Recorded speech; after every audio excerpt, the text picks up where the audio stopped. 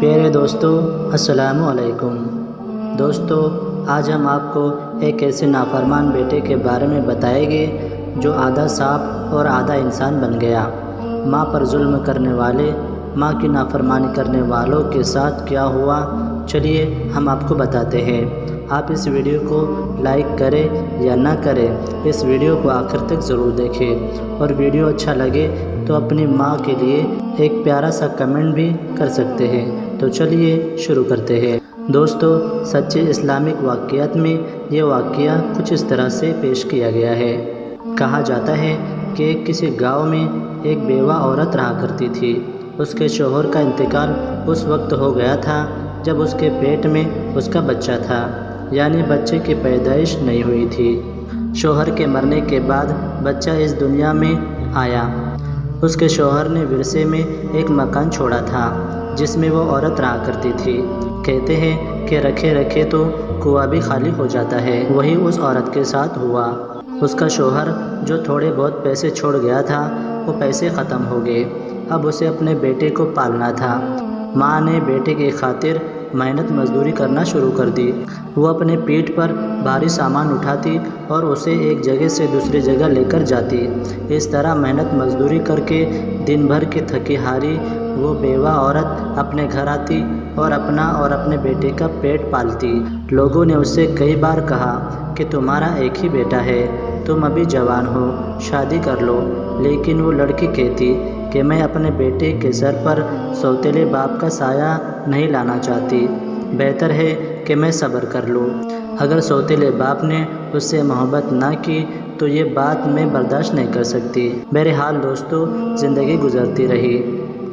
بیٹا ماں کی محبت میں پل رہا تھا، لیکن وہ دیندار عورت رات کے طویل حصے میں عبادت کرتی اور دن بھر محنت کرتی، اور اس ماں کی محبت کا صلہ اس بیٹے نے کبھی اچھے انداز میں نہیں دیا۔ وہ بیٹا بچپن سے ہی بدتمیز، گستاخ اور بد زبان تھا۔ اپنی ماں سے بدتمیزی کرتا اور عورت ذات کی عزت نہیں کرتا تھا۔ اس کی ماں اس کو سمجھاتی کہ بیٹا اپنی زبان کو نرم رکھو، اپنے آپ کو قابو میں رکھو، اللہ بہت بڑا ہے، مہربان ہے، میں تمہاری ماں ہوں، تم سے محبت کرتی ہوں، تمہارا باپ ایک شریف آدمی تھا، تمہاری ماں بھی ایسی نہیں ہے، اس لیے نیک راستے پر چلنا۔ بیٹا اپنی ماں کی بات ایک کان سے سنتا اور دوسرے کان سے نکال دیتا، بلکہ ماں جس کام سے روکتی تھی وہ وہی کام کرتا تھا۔ اس کی وجہ سے وہ بچپن سے ہی نشے کی لت میں لگ گیا اور نشہ کرنے لگا۔ اس کے بیکار دوستوں نے اسے بگاڑ دیا تھا۔ انہی دوستوں میں سے اس کی ملاقات ایک عورت سے ہوئی۔ وہ عورت بہت ہی چال باز تھی۔ اس کو پتہ تھا کہ وہ اپنی ماں کا ایک لوتا بیٹا ہے اور اس کے ورثے میں ایک مکان موجود ہے۔ اسی لالچ میں اس لڑکی نے اسے اپنے جال میں پھنسانا شروع کر دیا اور کہا کہ تم مجھ سے شادی کر لو، دیکھو میں حسین ہوں، نوجوان ہوں، تمہاری ہر خواہش کو پوری کروں گی۔ وہ لڑکا ویسا ہی بگڑا ہوا تھا۔ اس نے اپنی ماں کو بنا بتائے اس سے نکاح کر لیا اور پھر نکاح کر کے اسے گھر لے گیا۔ ماں نے اچانک بیٹے کے ساتھ میں ایک عورت کو دیکھا۔ ماں سمجھ تو گئی، لیکن اس نے کہا بیٹا یہ کون ہے؟ وہ بیٹا کہنے لگا یہ میری بیوی ہے، اور تم کون ہوتی ہو مجھ سے یہ سوال کرنے والی؟ تمہیں میں نے یہ حق نہیں دیا ہے، میں نے شادی کر لی ہے اور آج سے یہ اسی گھر میں رہے گی۔ بہو نے اپنی ساس کو دیکھتے ہی شکل بگڑنا شروع کر دی۔ بیوہ ماں محنت مزدوری کرتی رہتی، بلکہ اس نے تو اپنی مزدوری بڑھا دی تھی، کیونکہ گھر میں ایک اور انسان کا اضافہ ہو گیا تھا۔ اس کی بہو اس پر ظلم کرتی اور بیٹا چند آوارہ دوستوں کے پاس جا کر نشہ کرتا تھا۔ ماں جب اسے کہتی کہ بیٹا تمہاری بیوی مجھ پر ظلم کرتی ہے، میں تو اس کو کچھ بھی نہیں کہتی، بلکہ دل سے اس کو اپنی بہو تسلیم کیا ہے، لیکن وہ مجھ پر ظلم کرتی ہے، تشدد کرتی ہے۔ ماں کی بات سن کر بیٹا ماں پر ہاتھ اٹھاتا، اس کو اتنا مارتا کہ وہ ادمری ہو جاتی، لیکن وہ ماں تھی، اس کے دل سے بد دعا نہیں نکلتی، بلکہ یہی دعا نکلتی کہ یا اللہ میرے بیٹے کو عقل اور سمجھ دے، یہ اپنی آخرت اور دنیا دونوں خراب کر رہا ہے۔ بیوی کی باتوں میں آ کر وہ ماں کو گندی گندی گالیاں دیتا اور کہتا تو وہ ناگن ہے جو زہر اگلتی ہے۔ مجھے پتہ ہے تو میری بیوی کو کوستی ہے، کیونکہ یہ تیری پسند کی بہو نہیں ہے، اس لیے تو میری بیوی پر ظلم کرتی ہے اور جھوٹ کہتی ہے۔ وہ بیٹا کبھی بھی ماں کی باتوں پر یقین نہیں کرتا۔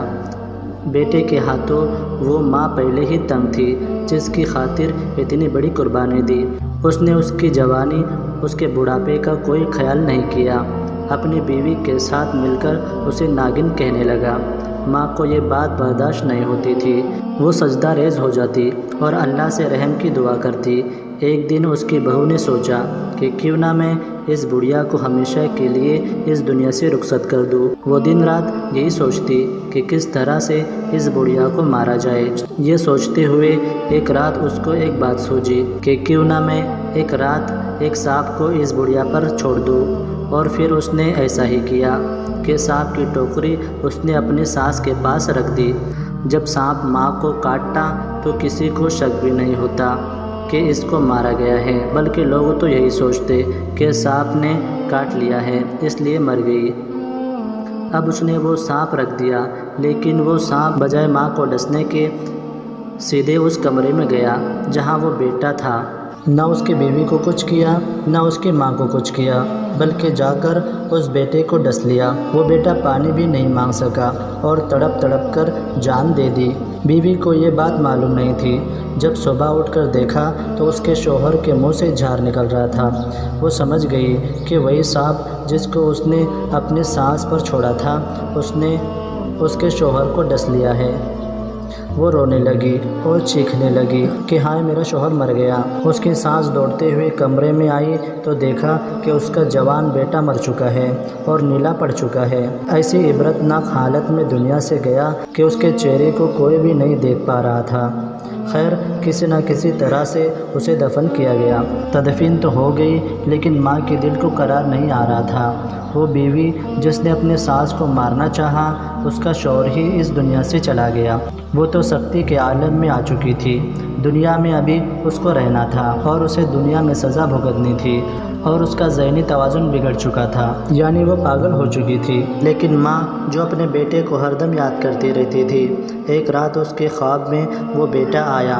اس نے کیا دیکھا کہ بیٹا کمرے کے ویرانے میں ہے، اور اس ویرانے میں ہر جگہ کانٹے اگے ہوئے ہیں، اور اس کانٹوں کے درمیان اس کی قبر ہے۔ اس کی قبر میں آگ لگ رہی ہے، اور وہ آگ بہت اوپر تک جا رہی ہے۔ وہ آگ ایسی لگ رہی تھی کہ وہ دنیاوی آگ نہیں لگ رہی تھی، بلکہ وہ جہنم کی آگ لگ رہی تھی۔ پھر دوسرا منظر آیا کہ اس کے بیٹے کی قبر پھٹی، اور اس قبر میں سے سانپ نما انسان نکلا، یعنی کہ جس کا منہ سانپ جیسا تھا اور اس کا آدھا جسم انسان جیسا تھا۔ اس کو آگ کی زنجیروں میں لپیٹا ہوا تھا، اور وہ چیخ چیخ کر کہہ رہا تھا، ماں مجھے معاف کر دو، میں نے تمہیں ناگن کہا، میری بیوی نے تمہیں اس سانپ سے ڈسوانا چاہا، اسی سانپ نے مجھے ڈس لیا، اور آج میں خود سانپ بن گیا ہوں۔ مجھے عذاب قبر مل رہا ہے۔ ہر رات میری یہ حالت ہو جاتی ہے، ہر رات میرا منہ سانپ جیسا ہو جاتا ہے، اور میں سانپ کی طرح پھسپھساتا ہوں، اور پھر یہی سانپ مجھے میرے پورے جسم پر ڈستا ہے، میرے پورے جسم کو لپیٹ لیتا ہے، اور مجھے اس زور سے جکڑ لیتا ہے کہ میری فصلیاں ایک دوسرے کے اندر گھس جاتی ہے۔ ماں مجھے معاف کر دو، میں تمہاری نافرمانی میں اس دنیا سے گیا، میرے لیے دعائے مغفرت کرو۔ ماں نے جب وہ خواب دیکھا تو وہ گھبرا کر اٹھ گئی، وضو کیا اور اللہ تعالیٰ کے حضور سجدہ میں گر گئی اور کہا، یا اللہ، بے شک میرے بیٹے نے میرے ساتھ گستاخی کی، بے شک وہ مجھے سانپ سے ملاتا تھا، لیکن میں نے اسے بد دعا نہیں دی۔ میں ماں ہوں، آج اپنے بیٹے کو عبرتناک حالت میں دیکھ رہی ہوں، میرے بیٹے پر رحم فرما، میرے بیٹے کے حال پر رحم فرما۔ ماں کی دعا ضرور قبول ہوتی، لیکن ابھی قدرت کو اور انتقام لینا تھا۔ وہ ماں ہے، بخشوا ہی لے گی، منا ہی لے گی اللہ تعالیٰ کو، کیونکہ وہ اس کا لال، اس کا بیٹا تھا۔ لیکن دوستو، یہ واقعہ دیکھ کر ہر ایک کو عبرت حاصل کرنا چاہیے۔ والدین کی دعا میں بہت طاقت ہوتی ہے۔ اپنے والدین کی عزت کریں، ان کی خدمت کرے اور ان کی دعائیں لے اور ان کو ستا کر ان کی بد دعا نہ لے، ورنہ دنیا اور آخرت دونوں میں ناکامی ہوگی۔ اللہ پاک ہم سب کو نیک اعمال کرنے کی توفیق عطا فرمائے اور والدین کی خدمت کرنے کی توفیق عطا فرمائے، آمین۔ تو دوستو، کیسا لگا یہ واقعہ ہمیں کمنٹ باکس میں ضرور بتائیے اور اس ویڈیو کو لائک ضرور کریں، اور اگر اب تک آپ نے ہمارے یوٹیوب چینل کو سبسکرائب نہیں کیا ہے تو سبسکرائب کرنے کے ساتھ میں لگے بیل آئیکن کو بھی ضرور دبا دیں۔ ہم ملتے ہیں ایسے ایک انٹرسٹنگ ویڈیو کے ساتھ، تب تک کے لیے السلام علیکم، اللہ حافظ۔